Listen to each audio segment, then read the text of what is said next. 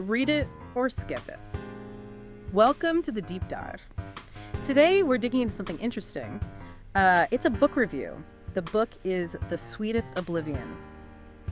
And our mission here isn't just to recap the book, but more to figure out what exactly grabbed this reviewer.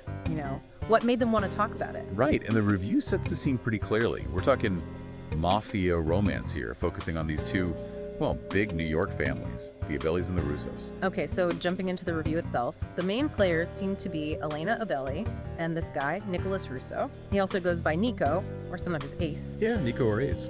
And the reviewer actually mentions him landing on their book boyfriends part 2 list.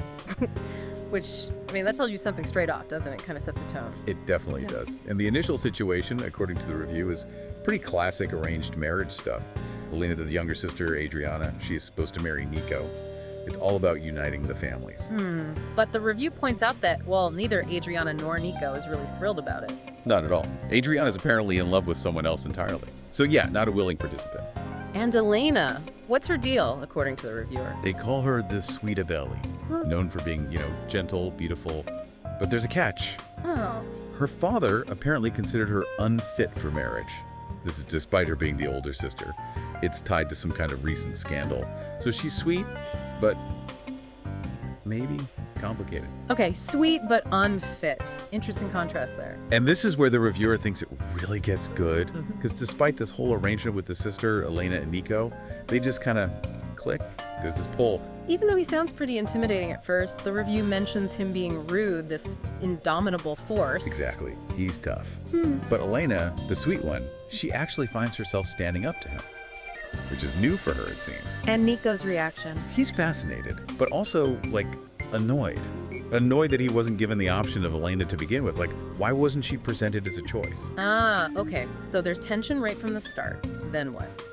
The review mentions a plot shift. Yeah, something happens. The reviewer doesn't spell it out exactly, Yeah. but whatever it is, it ends the engagement between Adriana and Nico. Okay. And that clears the path for Nico and Elena to get engaged instead. Yeah. The review hints it involves some manipulation. Manipulation. But do they actually want to be together? That's the key thing the reviewer highlights. Yeah. Yes.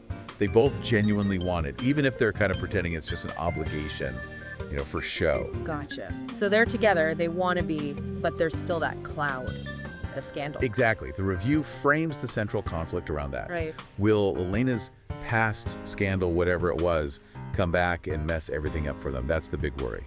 So what did the reviewer ultimately love most? What was the big takeaway? Oh, definitely Nico and Elena together. That was the heart of it for them. How so? They specifically talked about Elena finding her voice and backbone because of Nico. And Nico, in turn, finds his gentler side with her. He becomes fiercely protective. So it's about how they change each other. Precisely. That transformation, driven by their connection, that's what really resonated. The reviewer even said this book got them totally obsessed with the whole mafia romance genre afterwards. It was their entry point. Wow, that's quite an impact. And didn't the reviewer share some kind of funny story, like an anecdote? Oh yeah, it was pretty memorable. Sort of a humorous take on the genre's intensity, I think. What was it? They joked with a friend, saying something like, is it really love if the guy doesn't, burn down a gas station because the cashier hassled you? Wait, seriously, burn down a gas station? What, and threaten to chop off the hands of any guy who touches you? Yeah. And deliver them in a box? Yeah. And they quickly added, joking.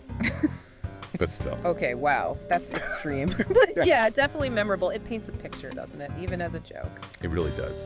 So what this review seems to be saying is that the power of The Sweetest Oblivion lies in that intense character growth. How these two people change through this really charged relationship, all set against this dangerous, high-stakes background. Yeah, that mix of vulnerability and almost extreme protection seems key. So maybe the question for you, the listener, thinking about that wild anecdote the reviewer shared. The gas station and the hands in a box, yeah. Right.